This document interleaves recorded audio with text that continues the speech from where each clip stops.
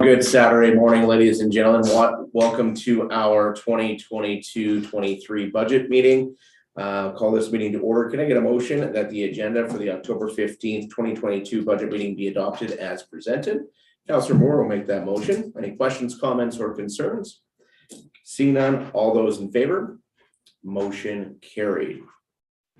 Can I get a motion that the draft 2023 operating budget be introduced for consideration? Councillor Chicago will make that motion, and that's our purpose for being here today, to talk about the 2023 budget, and we'll hand things over to CEO Beveridge, who will walk us through the procedure and what we'll be doing here this morning. Go ahead, Christine. Good morning. Thank you, Mr. Mayor. Welcome to the introduction of the 2023 operational budget. The work started early in June this year. And as council is aware, the lion's share of the work fell to Sarah Bittner to get this budget process going. As we've experienced a gap for some time in the finance area. Sarah's worked tirelessly on this budget, bringing this document that you see today. She's given up her nights, weekends, and everything in between towards this process, well beyond what's expected, and we are very grateful. Thank you, Sarah. I also want to thank the GMs and managers, along with all of the staff that put their work into this budget. This was no easy task this year. The entire team put forward great effort towards preparing this budget and incorporated the strategic direction of this council and the goals that were set out that will benefit and enhance this community. This budget addresses the elimination of the COVID recovery strategy, inflation, the cost of providing the same service and buying the same supplies has increased exponentially. It addresses the police cost increases and also reflects the strategic priorities of this council. It also operationalizes policy decisions that were made earlier this year. And finally, there's some reallocation and refinements to the budget, reflecting the actual costs. So a little bit on the process today. The purpose of today is to allow the introduction of this budget to occur. Sarah will lead us through and we will supplement. And of course, council members can ask questions at any time. We would just ask that direction is provided once we hit the flagged items in council direction item. This allows for the full budget to be introduced at that time. And we would, at that time, we would also bring forward with any motions that are made and any consideration that council wishes us to bring forward. Again, at our November 15th budget meeting. We also have the November 1st capital budget presentation, in which, as you notice, we did split them this year. That's a little bit on process. Lunch, we have planned for a 30-minute break for lunch right at noon. And that concludes a little bit on the process, and I think we'll let Sarah get started. All right, thank you. And I just mentioned to council, if you need to get up to stretch your legs or whatever, or get some drinks, feel free to do so throughout the meeting. And we'll take underway here. So take it away, GM Bittner. Thank you, Mr. Mayor.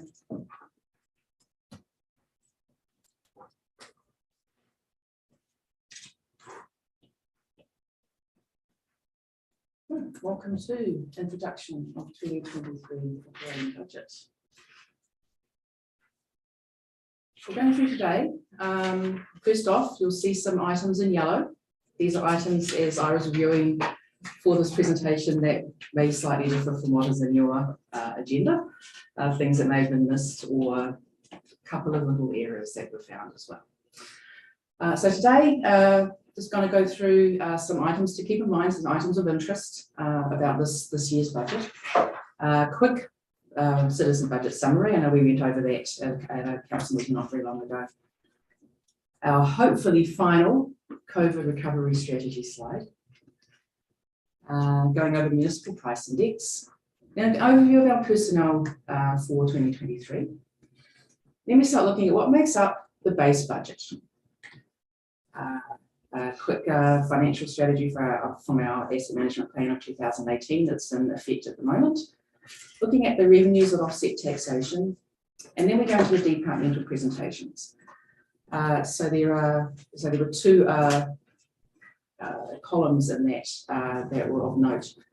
We always look at what we call the base budget. Now, the base budget is essentially the cost to do exactly what we did in 2022, same level of service, same personnel, etc., and what that will now cost in 2023. It includes some inflationary adjustments, increases in our contracts, corrections to budget based on actuals, looking back at previous year's actuals and see if they need to be adjusted.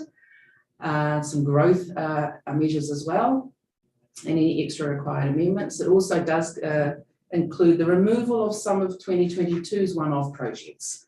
So you'll see that mentioned too as you went through your agenda. The next part that goes over the 2023 budget includes 2 columns for additional requests from departments that are over and above what we did in 2022. And also, if there's been increased levels of service, there's requests for those costs as well. So moving on. So from the items to keep in mind, there's this presentation today includes proposed taxation increase for that base budget only of 4.52%. And everything included, all the optionals, is 7.71. Just of note, both of those amounts include the 2.46 for the final phase of the COVID recovery strategy. So that chart there just shows you what that would be on the right-hand side if we did not have the COVID recovery this particular year, but it is being presented to you today. That is part of the percentages that we have presented here. So 1% taxation. So just as we're going through, just keep in mind that based on the municipal taxes received in 2022, a 1% increase generates just shy of 120,000 in revenue for 2023. So that's always something to keep in mind as we're going through. The revenue sharing agreement allocation. Just in 2022, we did have a $500,000 offset to operations. This year, proposing another 500 for a total of 1 million to be used for this purpose. I see a lot of this, a majority of this is going towards offsetting policing. In 2022, we offset the equivalent of approximately 3 officers. This year, we've also added the increase in the wages that came through as well. So that's also been included in this offset. And lastly, on just this first introduction here, fees, rates and charges, you'll see through today that there are some fees amended. We will bring the bylaw back once the proposed increases have been discussed and finalised, and then that will come back to you prior to the end of the year as well, to then approve those increases that have been included in the final budget. So I'll pause here if there's any questions on those 4 items. Council, do you have any questions at this point? None. You can continue on. As I say, very quick rundown on this because we did go through this at the council meeting. That's the citizen engagement tool, ran in July this year. We did get more visitors and more responses than the year before, as seems to have been the way we go when we've had this the last few years. So hopefully that trend continues on to the future. And the question we asked was really, would you like higher, lower, or the same level of service? And then just a quick recap here of the areas that we happen to ask for in this particular round. And the bolded areas are where the majority of the answers fell. See, mostly the same. RCMP and roads for sidewalk and snow were the 2 that had a majority on the increased side. COVID recovery subsidizations. So this chart now shows that we are totally removing our reliance on subsidization within 2023. Last year we had brought this forward and discussed a couple of different strategies and fell on one last year to do a half and half approach to remove our reliance on those subsidizations. So in 2022 we had a 2.6% of our taxation rate was for the COVID. 2023 is now 2.46, and then as you can see going forward, we are now fully out of our reliance on those subsidizations. So any questions on that before I move on? Go ahead, Councillor. I think so, through the chair, through Ms. Bittner. What was the amount that we now have available because we reduced our reliance? What is, there was a dollar figure attached to that? I will be able to find that out for you. Sorry, I don't have that on hand right now. Okay, But that's no, something I can look up for you. I had my right hand man. I can definitely find that out for you though. Thanks, sir.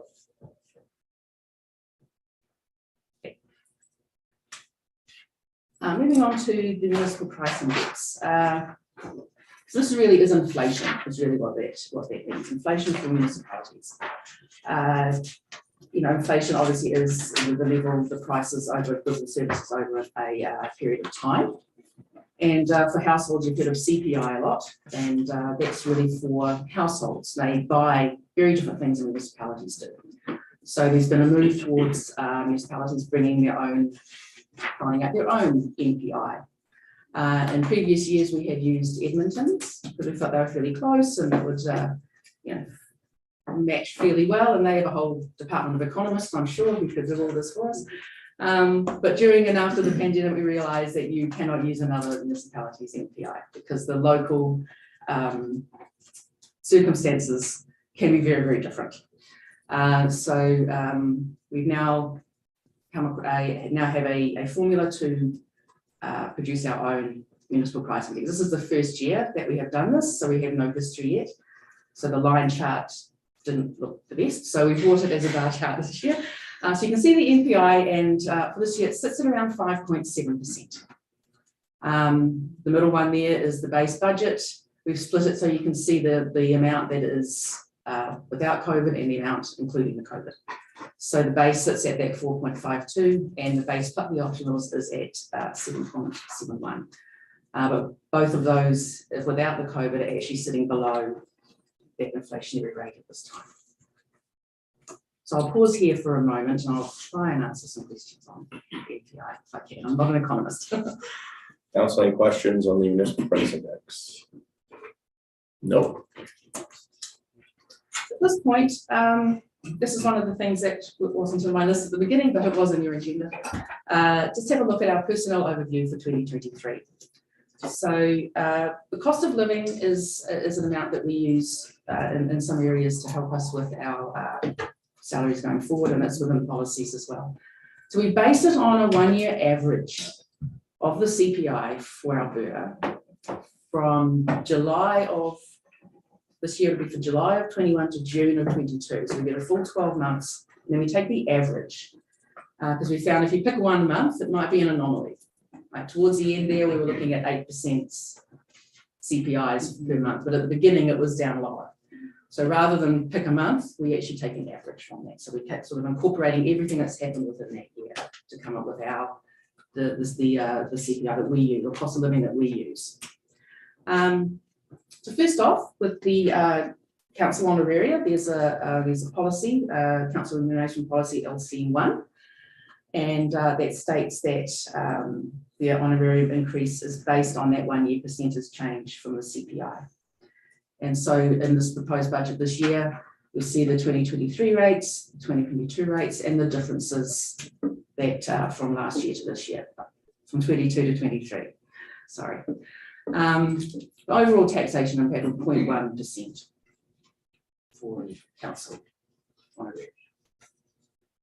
Moving on to the salaries, wages, benefits. The salaries also have a policy that states to use CPI, also to adjust our bands as we go to make sure that we stay, we move forward with our band range with CPI, and also states that the employees may progress within that salary band with CPI as well.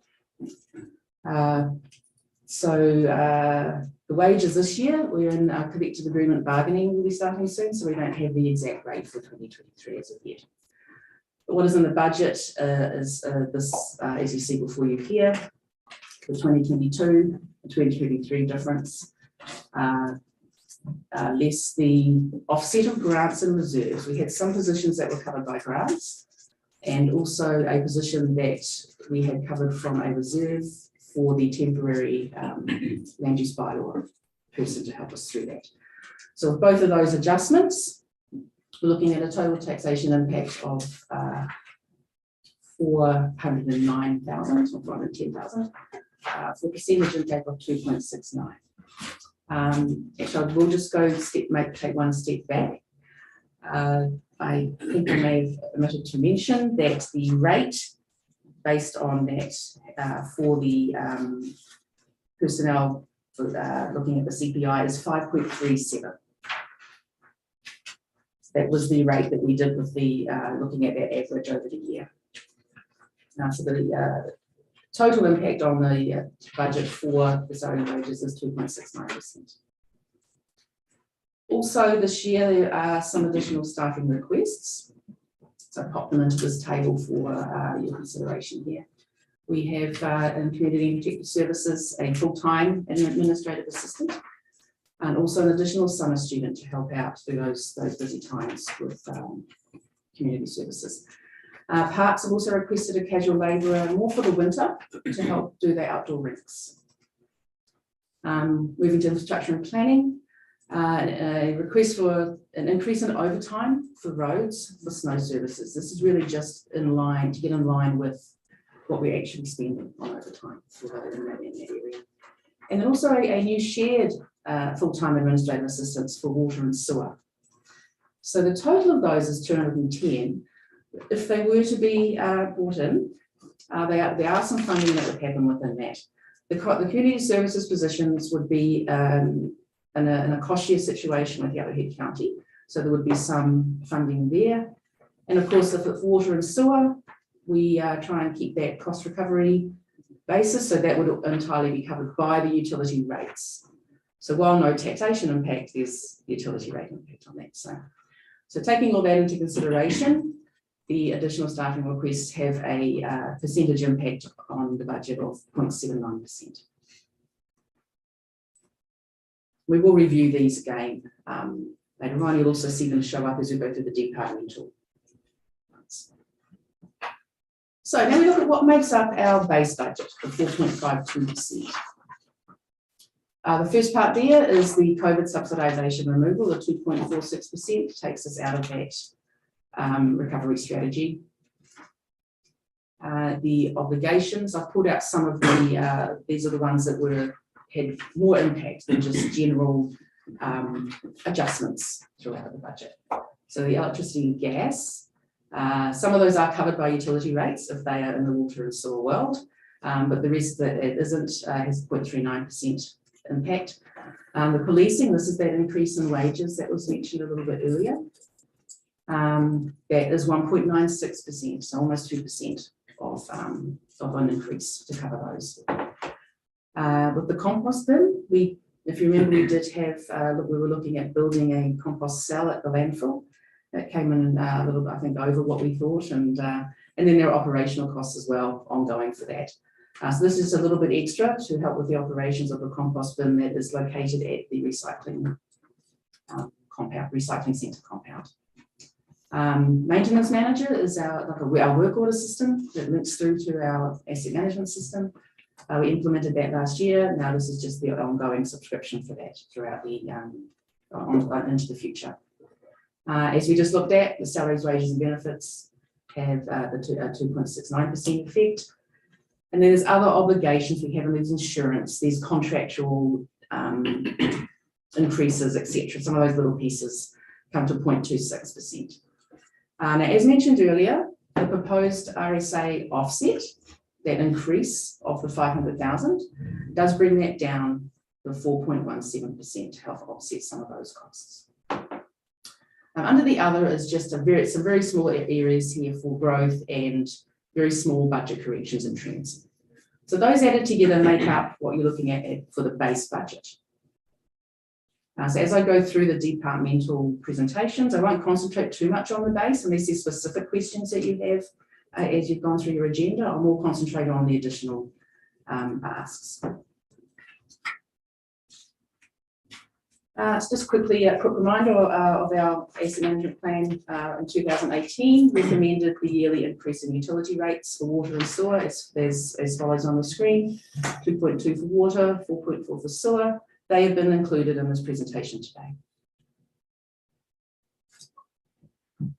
Earlier in the year, we passed our reserves policy. Included in there was these revenues offsetting taxation, or sometimes referred to as volatile revenues, some more than others.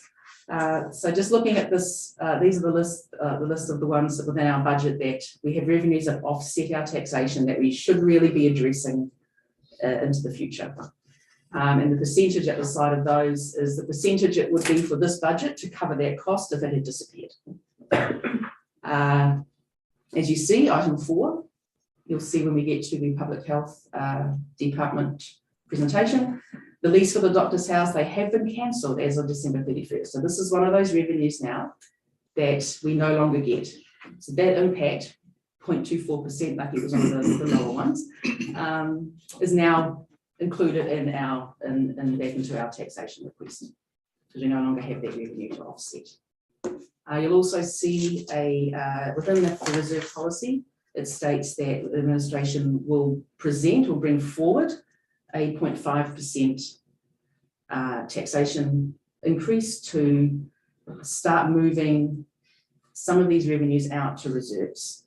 So that is presented today, it is presented in the optionals, and it is at council's discretion whether this is done, whether it is moved, where it is moved, etc. But we'll go through that when we get to that portion.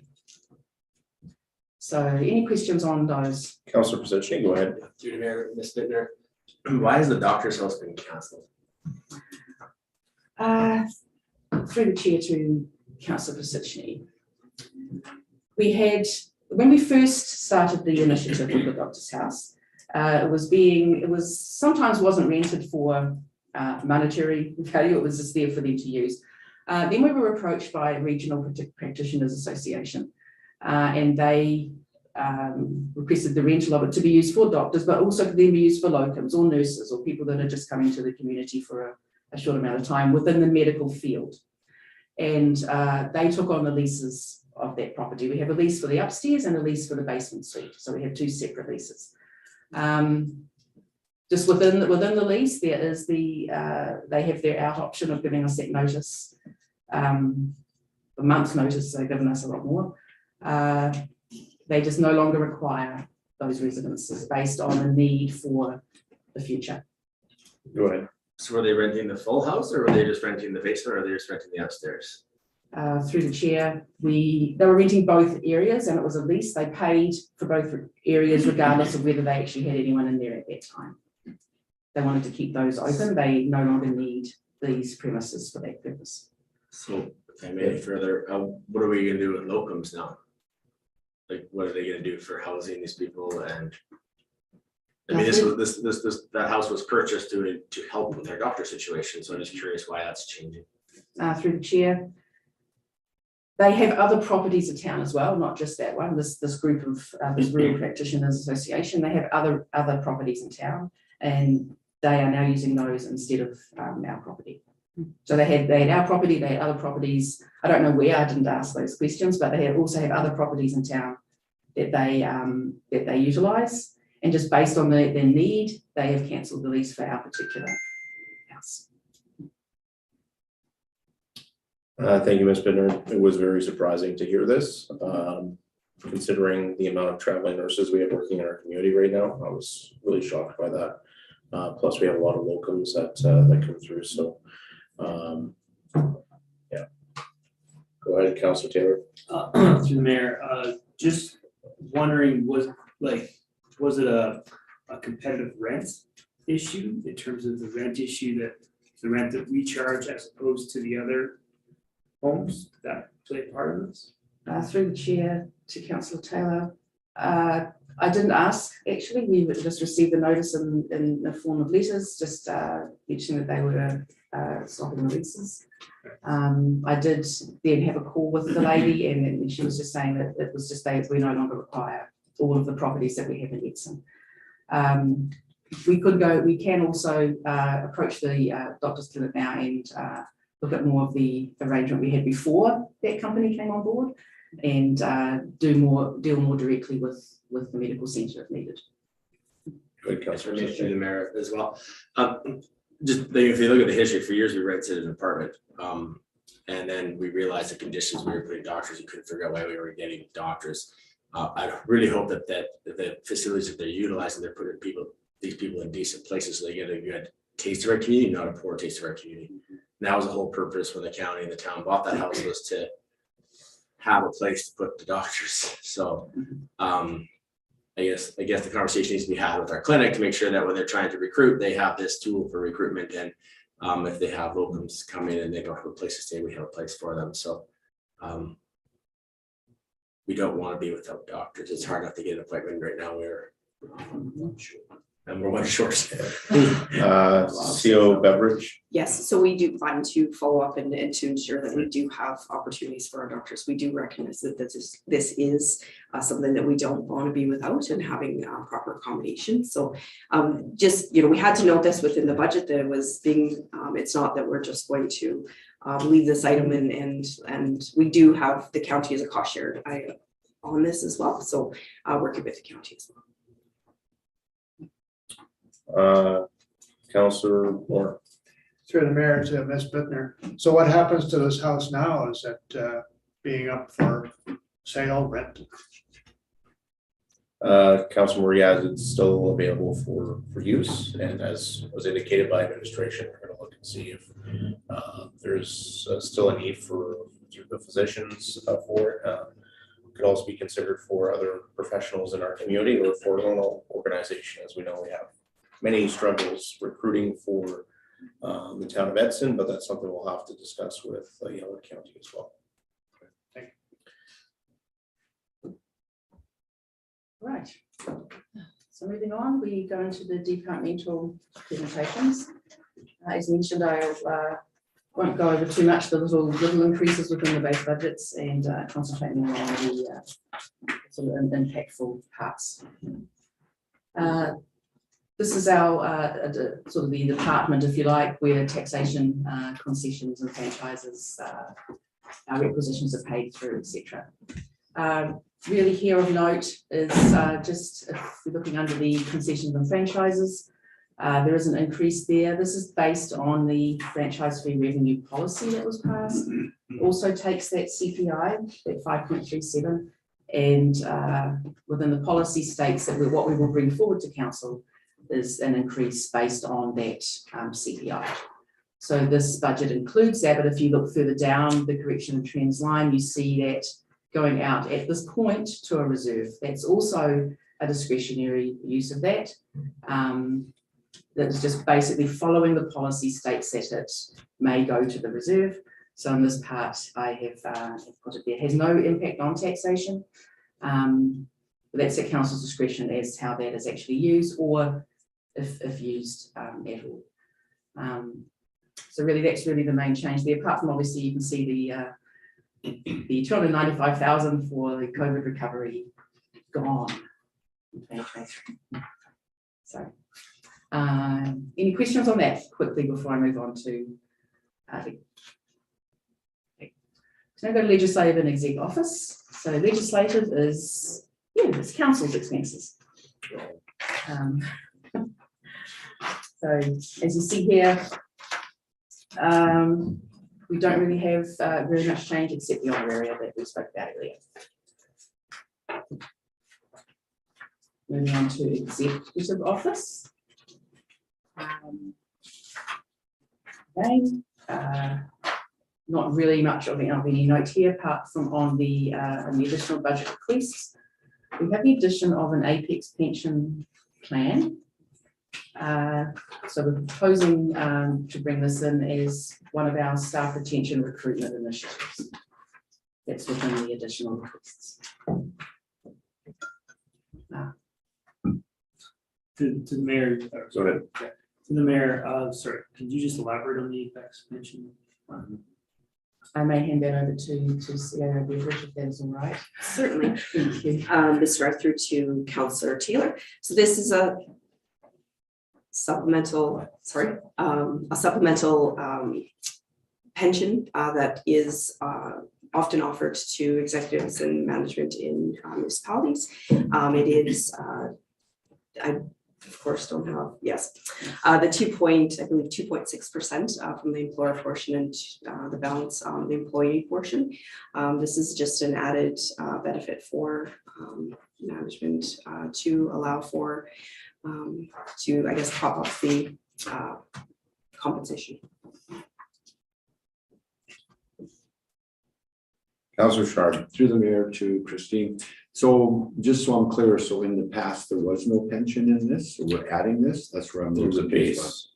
through the mayor to Councillor Schnurr. So there is the LEP pension, that is the general pension that all employees, it's a mandatory requirement for any organization, but this is actually an optional. So this amount is only based on if all of the members participate.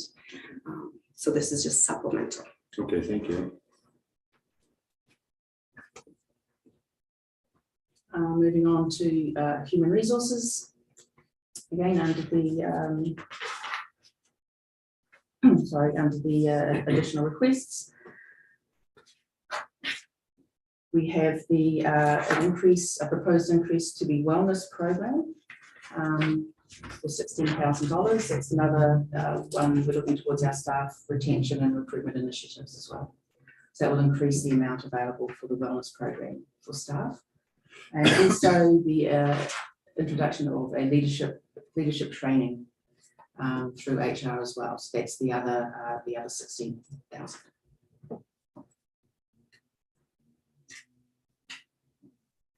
Into communications, you'll see the little yellow square there. I can't believe my spreadsheets betrayed me, but yours has the incorrect amount for the total in your agenda. Again, really with communications, there's just an introduction there of some communication support from the external sources to help our communications department. So that's for any other questions for in the executive and legislative area. Not seeing any. Good. Move on through corporate services. The administration side, not really anything of note. There's a move over from a building maintenance for the asset retirement obligation study that's required by the Public Sector Accounting Board. We now have the a deadline of 2022, sorry, end of 2023 to be compliant with that. And really, it really should belong in the administration area rather than building maintenance. So that's really the main change there. For IT, again, on the additional budget requests is where the changes happen here. Requesting proposed for additional monitoring for the town's server. We now have a company that helps with our help desk, etc. This is just the next step of that to help monitor our server 24/7 as well. And also implementation of adequate cybersecurity insurance. That's for 20,000. In your agenda it says 25. I did a mistype there, but so those two together come to 38. The cybersecurity, we have the basic, but looking at what's happening now, if you do happen to have a cyber attack, it can be quite an expensive exercise to get everything back. So we're proposing to start implementing the proper coverage for our cyber security.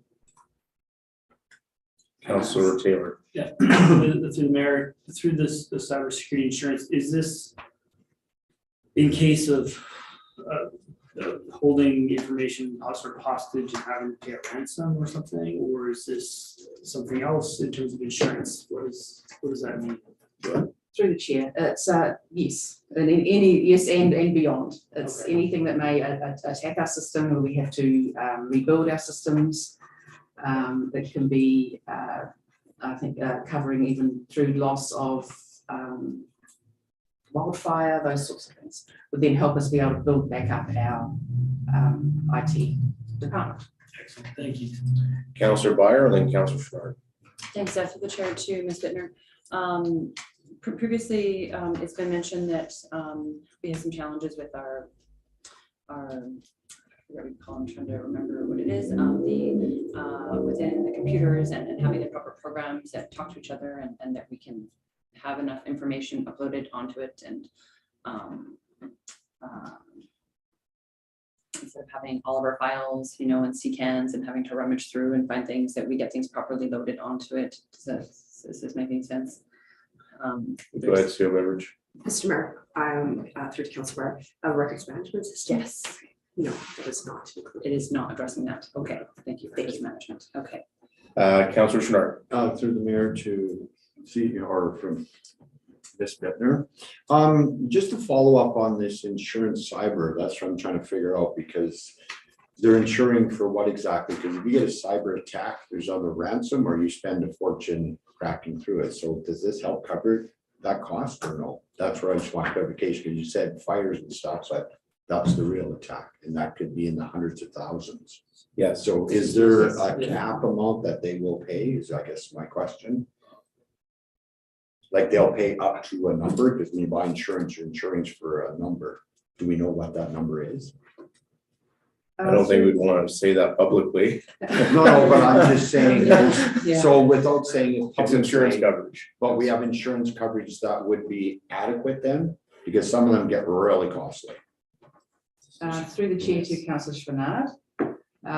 With discussions with our insurance provider, this was the higher end of the coverage. Okay, thank you. Okay. Thank you. Right. Now we move on to infrastructure and planning. Put Mr. Pippins in the hot seat. Some of those answers for us. I'll move on. Animal pound, no real change there. Public works and fleet. I will touch a little bit on the base here. You see some increases there under the corrections and trends. This is one of the areas, looking back at the actuals for the past few years, we were exceeding them. So we really need to realign those budgets so that we can actually continue to keep up that same level of service. Over on the other side is a proposed amount for unplanned emergency repairs, which we seem to get quite often within in a year for our fleet. So that's the proposed amount to be included in the budget for that. Councillor Barr. Thanks, through the chair to Ms. Bittner or maybe Mr. Gitlitz. Last year we mentioned, or you guys mentioned, that we have 68 pieces of equipment in vehicles and trailers. So that 25,000 is to cover emergency repairs for all of those 68 pieces. Mr. Gitlitz. Through you, Mr. Mayor. So obviously we have money budgeted for the equipment Right. repairs. This is just extra, a Oh, little bit okay. extra bumping up, 'cause Okay. based on actuals over the years. I mean, I think this year has been a very trying year for our equipment. We're probably well over $100,000 in merch repairs, some of the big stuff. So this was just a little bit to bump up. We'll see how it goes. Hopefully we won't have the same year we had this year. Thank you. Councillor Stark. Through the chair to. Clayton. When we talked about upgrading some of our, at least the equipment, bigger loaders and stuff, did we factor some of that in? Have we had a chance to experiment on what the costs are gonna be like? So through your Mr. Mayor, so our lease budget has been pretty budget $420,000 a year, I think, consistently for our leases, and then we bounce within that. We are proposing in 2024 some bigger snow equipment, and then this year, obviously, the grader is something we have on our radar. So, but we're also proposing another option for the grader that includes a purchase option as opposed to a lease. So they are built into our plan. Yeah. Okay, thank you. Thank you. Anybody else? Right. Moving on, the next one is. This would be a capital. Go ahead. That's fine. Oh, okay. Moving on to road transportation. Again, see under the obligations, there are actually some increased amounts there for the parts and supplies to match actuals for our roads. It's also to come in line, I believe, with the snow policy as well. There are now some levels of service set out in that. So there's some increases to ensure we're covering the required level of service from there. On the optional side, you'll see that the 20,000 there is the request for the overtime roads that we saw earlier. The 150 is 50,000 is additional services just for the snow removal program, and also $100,000 for sidewalk maintenance program. So that would be for not for capital replacement, repairs and maintenance, just to sort of maybe the odd replacement of a square here or there, but not for total rebuilds. With that, if you look down under the transfers from reserves, we are proposing this year to fund the sidewalk maintenance program from the revenue sharing reserve. So that would have no impact on taxation in itself. Also at the bottom there, transfers to reserves, a request of a proposed amount of 15,000, which will be ongoing to help start supplement the operational reserve. Right, go ahead, Councillor Pisichny. Yeah, through the mayor to probably to Mr. Kitlitz. Is there any provisions in here for summer students that, you know, can take around buckets of tar and tar our roads? Because another summer gone by without any crack filling, and we got lucky because it's been a pretty dry year, but I know we did a lot of the thick crack filling, but we haven't done a lot of the thin crack, which is just as important. So I'm just curious if we have any provisions for that. Through Mr. Mayor, great question. We actually initially, when my first submission of this, we did propose having a couple of summer students added to the budget, but we deferred that for a year and SLT's review and how we went through it. But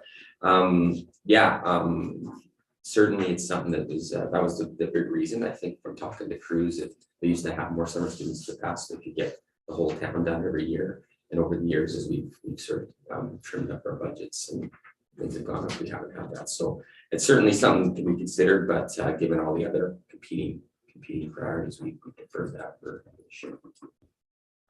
Councillor Barr. Thanks to the chair too, Mr. Kitlitz. Just to follow up on Councillor Pisichny's comment there. What would it cost to get the summer students up to the level that it was prior when the whole town was crack built? I have it here. Budgeted some students to about $17,000 each for wages and then other benefits. Yeah, $17,000 each. And how many? So would- two. So two was about more. $35,000. Yeah. Councillor Pisichny. Yeah, through to Ms. Bittner, because and maybe Mr. Kitlitz can answer this as well, because I do know there is grants available for summer students. So you know, we're looking at it in my employment for summer students because is it the federal government or the provincial government has grants for summer students? So Through the chair to Councillor Pisichny, yes, there are some that were available to us that are no longer available to municipalities provincially, like the STEP grant, that's no longer available to us. There is the summer student program for the federal government, which we did apply for and actually were unsuccessful in 2022. We will be applying for that again in 2023. And just further to that, speaking to our member of parliament, they've seen a huge increase in the amount of applications for the federal program because the provincial government stopped the STEP program. So the demands for that program are quite high. So I think that for us as this is just my opinion, for our operations, we should be in the mindset that we could be very unsuccessful in getting these just because there is so many applications coming forward. It's tripled in the amount of applications, so go ahead. yeah, through the mayor to council, I personally feel that we can't let our roads not get tarred. And summer students sometimes that's a gateway of having employees come into our community. They work as a summer student, they may say, hey, I enjoy working for the town. It might be a way of attracting and retention of future employees, almost like a succession program. And I don't know if we can find the $35,000 in the budget, but I really do not want to go another summer without putting just the basic tar on the small cracks, because you know, I drive around and it's Edson. So it's so important, and it used to be always summer students, they get the compressor out, load the cracks, lay the tar in. They weren't always the best at it, but it got done. And so I think it's something we should at least consider somehow or find the way. Thank you. I would suggest when we get to item E that you put a motion on the floor for that to add it into the budget. Okay. Any other questions, comments, or concerns? Councillor Taylor. Yeah, through the mayor,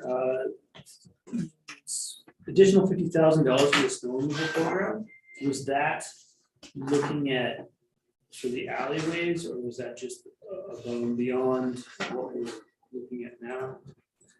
Through you, Mr. Mayor. So I think when, if you recall, Council President presented the the policy.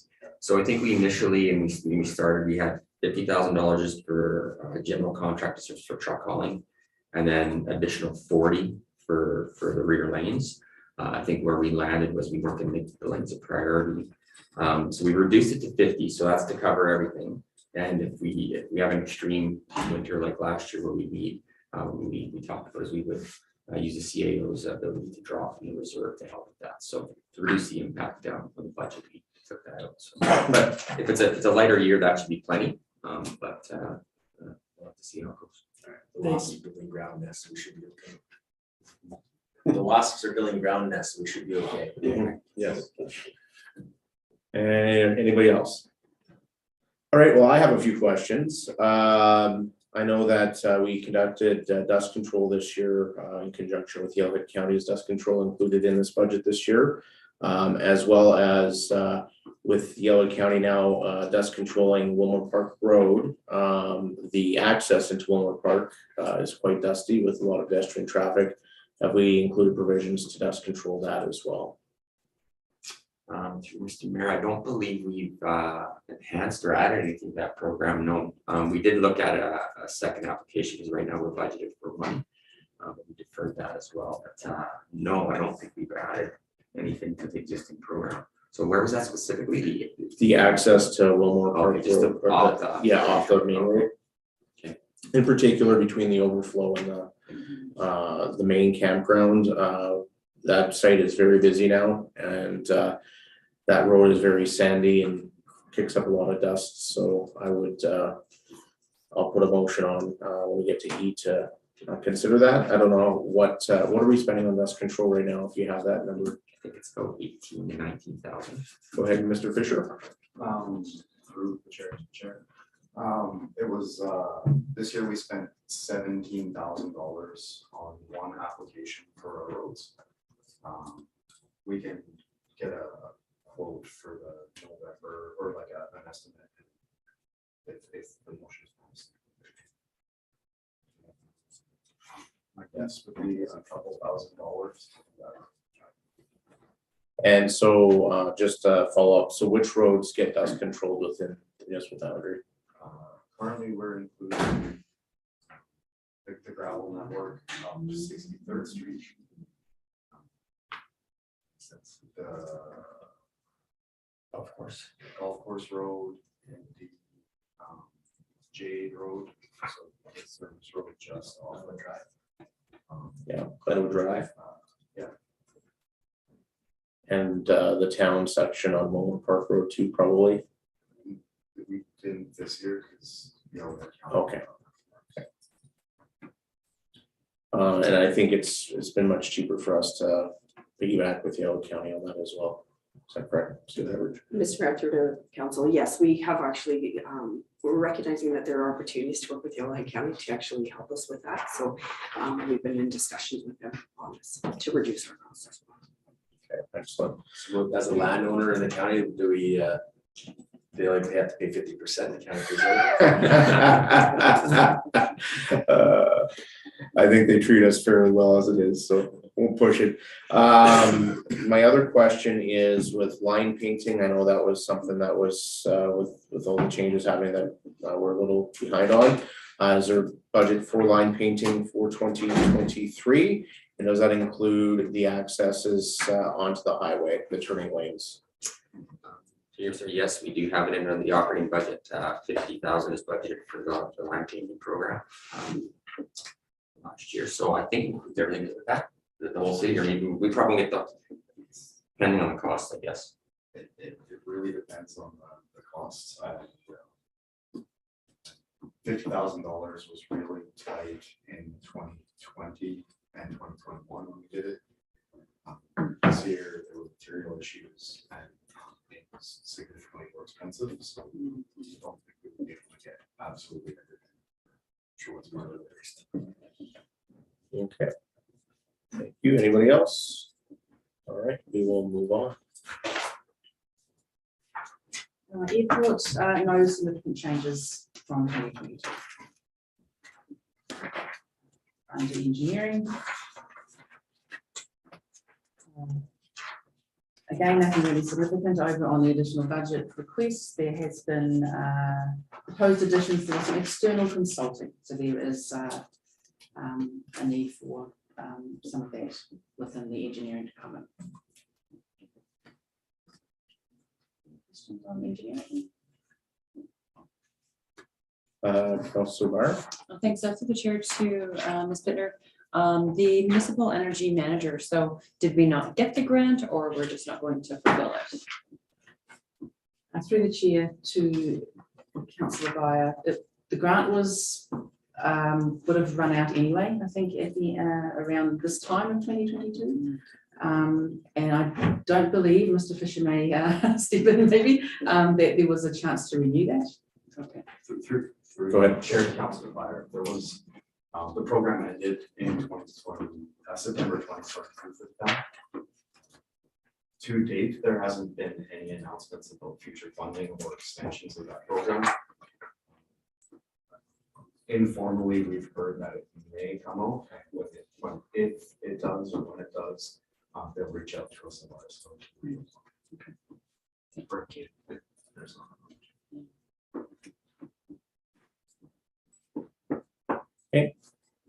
Go ahead. So next we move on to the utility-based areas of the budget. We'll just run through the ones that make up the utility bills, and then we'll actually go into looking at the impacts on utility rates, etc. You see at the bottom line here for water, we always try and continue that cost recovery. The amount you see there as a balance is that amount that's included within those revenues offsetting taxation we saw earlier. So we keep those the same and make everything else go through the rates. We also have another slide at the end that shows all the extras for the water and sewer as well. So we'll just sort of go through these next few slides and then concentrate more on that part of it. Sewer again showing at the bottom that we have a cost recovery for operations and some transfers to reserves at this point.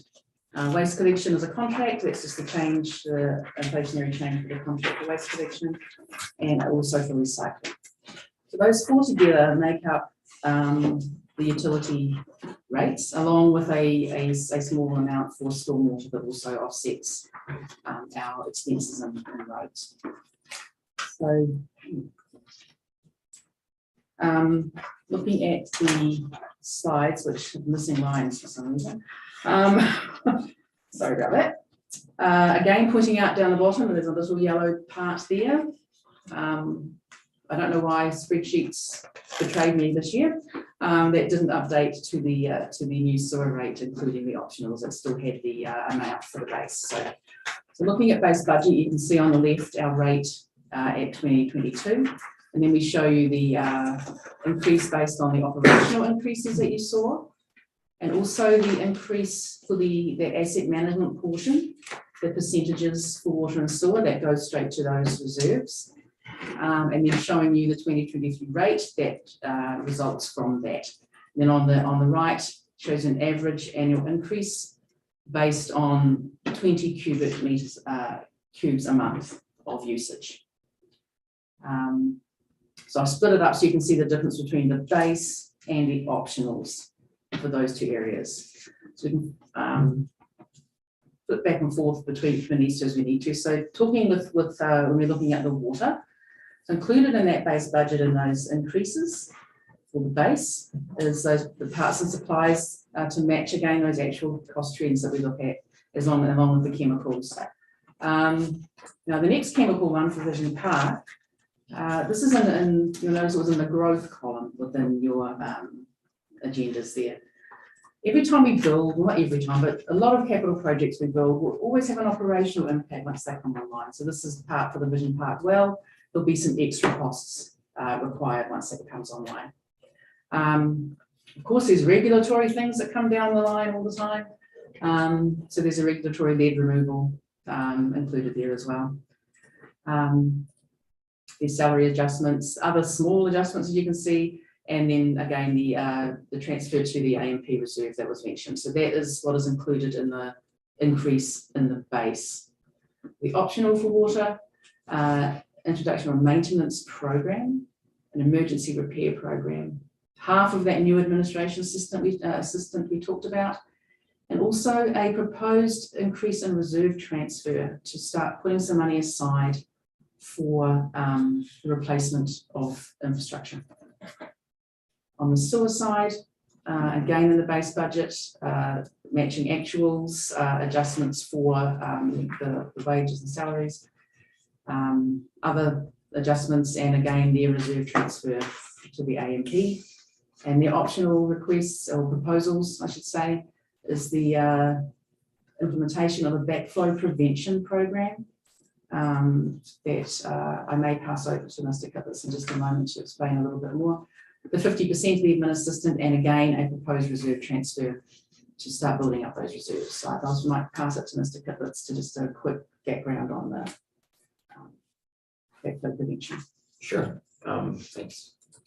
So yeah, through Mr. Mayor, so it's just a grant program that we're building that would offer sort of probably over 50% grant match for any resident that wanted to install a backflow preventer. Once done, we would rebate that portion of the installation and cost of the preventer. So it's a program that we wanted to offer as some sort of relief and help for some of the issues we're having with some water, so the flooding. So that's what we've introduced. The maintenance program, I can share a little bit on that. That's actually some extra money to do maintenance around all our well sites. So we have, if you recall the presentation by Mr. Fisher last week, all the well sites we have to attend in town, cut the grass and knock down the weeds and do some work around those things. So that's to help with that. If there's any other questions on those specifically, I'd be happy to answer. Any questions, Councillor Barr? Thanks. Through the chair to Ms. Bittner.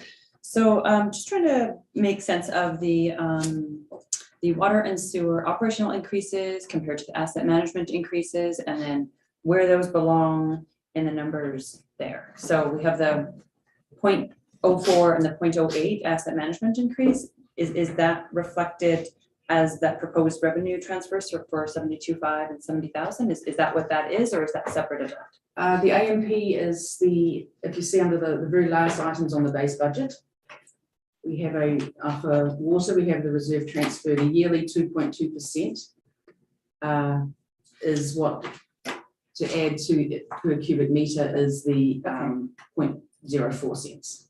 Okay. To cover that, and same with the 4.4 on the sewer side. Okay, so is that the 70,000 for additional? That's it over and above. Okay. This is just a proposed new reserve transfer from taxation, or from the utility rates, Which is within that operational increase? which is included in these in the operational increase in the Okay. optional portion. Okay, thank you. Councillor Sharp? Through the mayor, to either one of you, either Sarah or else Clayton, where we mentioned the vision part coming on, do we have a rough estimate? Because it's not only wages, but chemicals and power. Will it be big enough to affect taxation, or is just a minute changeover? Because I have no idea what it costs to bring on one more, even though small, but water treatment plant. Do you have any rough idea what that'll be? Mr. Kitlitz or Mr. Fisher? Sorry. Yeah, through the chair. So we've included about $10,000 for just additional chemical use on the site. And then in our utility rates, we've included that in our future projections for electrical consumption. So it's not going to be a huge increase. It'll be minute that we already factored in. For the electrical increases, it should be already factored into the electrical rates that were. Okay, thank you. Anybody else? I'm very happy to see the backflow prevention program included in this. I know it's a fair amount of money, but when you're talking about how much it's going to cost us to replace some of our underground infrastructure, this can go a long way in helping us to alleviate some of the concerns. And I've had many conversations with those who have been impacted by multiple events over recent years, and this was one of the things that they really was hoping the town would do to assist in these situations. And could certainly mitigate some risk for us in the future as well. So thank you for including that.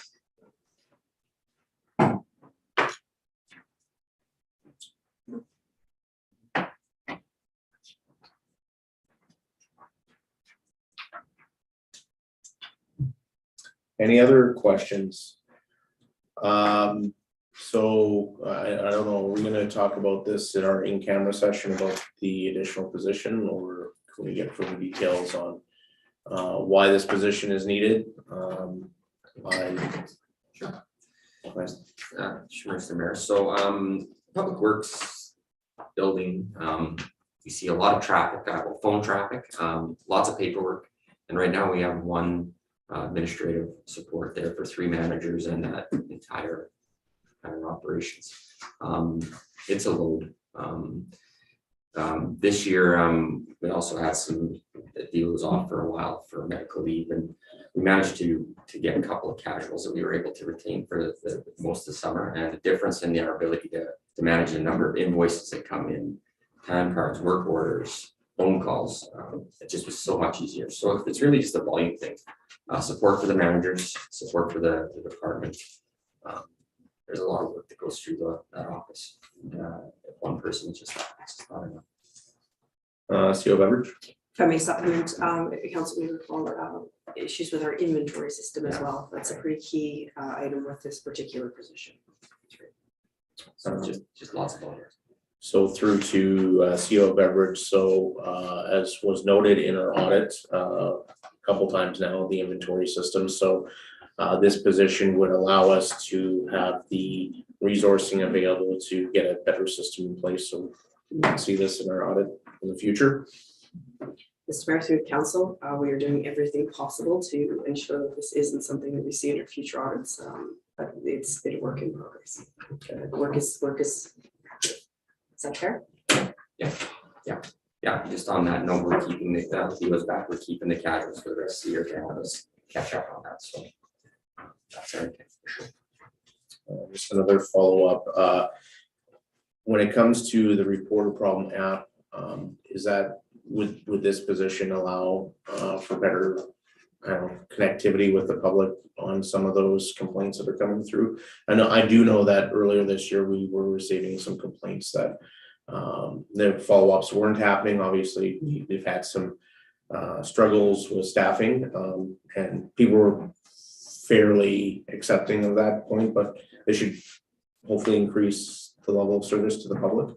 Absolutely, Mr. Mayor. I think that's just what it is. There's so much volume there. We're just asking too much of one person. So I think with the extra bench strength there that we can monitor all this stuff, a lot of it gets just extra help. Right, the volume. So certainly. Okay, thank you. Any other follow-ups? All right, we'll move on.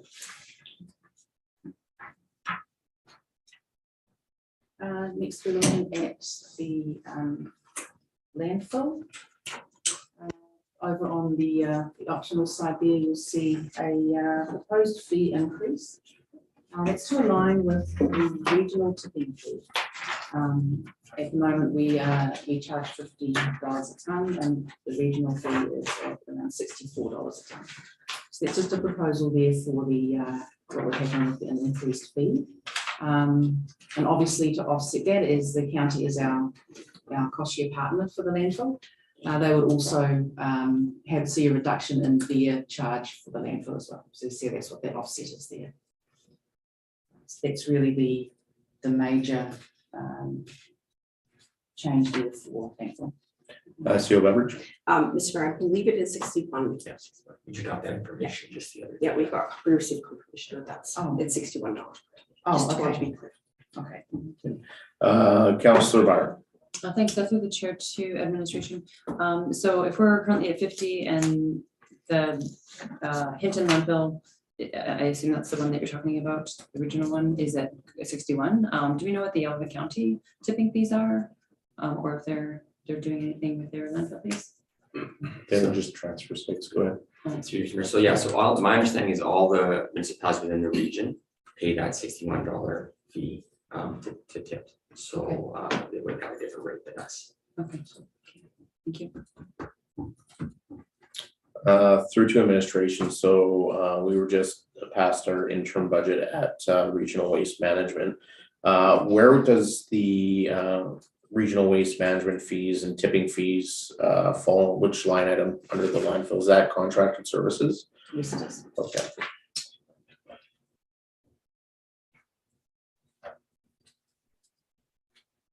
Okay.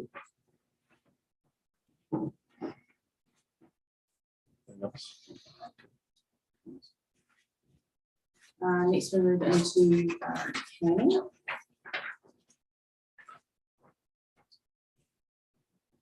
The main, moving over to the optional budget there, is a proposed request of 15,000 for some external consulting services. This is where I know you see some larger amounts there on the base side. That's really the adjustment of the land use bylaw, which had a full budget of around 200,000. So we're just adjusting for what's expected to be spent this year and bringing that down for next year's budget.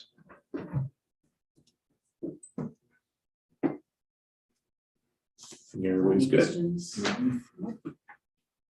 Okay. Economic development. This is our sort of a department that's taken off a bit in 2022. One thing you'll see at the top under the revenue in the base side is we've actually moved the business license revenue or proposed business license revenues into the economic development budget. It's really where it belongs more than under a bylaw area. So that's been moved over here and includes the new rates that were brought forward with the bylaw for the business license bylaw. In 2022, we had slated $100,000, you said on the bottom, the economic development transfer from reserve to offset costs for us to start implementing our economic development programs, strategies, etc. So that has been removed at this time, but if you look on the additional budget requests, we are asking for 80,000 for next year. That will also be offset to continue with developing these our strategies for economic development. At the moment, that is slated, as you see, from the RSA reserve, but anything not used within the other one, we can move over. It's just that will happen more at year end once we understand the costs that happened this year.